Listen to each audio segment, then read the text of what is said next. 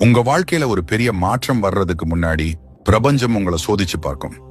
அதுக்கான 5 அறிகுறிகளை பத்தி நம்ம பார்க்கலாம். முதலாவது, நீங்க எவ்வளவுதான் முயற்சி செஞ்சாலும் எதுவுமே சரியா நடக்காது. நினைச்சது ஒண்ணு, நடக்கிறது ஒண்ணா இருக்கும். இது தோல்வி இல்ல, பிரபஞ்சம் உங்களை இதை விட ஒரு நல்ல பாதைக்கு கூட்டிட்டு போகுதுன்னு அர்த்தம். இரண்டாவது, பழைய கஷ்டங்களும் மறந்த நினைவுகளும் திடீர்னு திரும்ப வரும். இதுக்கு நீங்க இன்னும் சரியாகலைன்னு அர்த்தம் இல்ல, அந்த விஷயங்களை மொத்தமா தூக்கி போட்டுட்டு போக நீங்க தயாராகிட்டீங்கன்றதான அர்த்தம். மூன்றாவது, ரொம்ப தனியா இருக்கிற மாதிரியும் மத்தவங்க யாரும் நம்ம கூட இல்லைங்கிற மாதிரியும் தோணும். உங்க மனசு சொல்றத நீங்க தெளிவா கேட்கறதுக்காக பிரபஞ்சம் உங்களை மத்த சத்தத்திலிருந்து தள்ளி வைக்குது. நான்காவது, உங்க மனசு, உடம்பு, உயிர் எல்லாமே ரொம்ப சோர்வா இருக்கும்.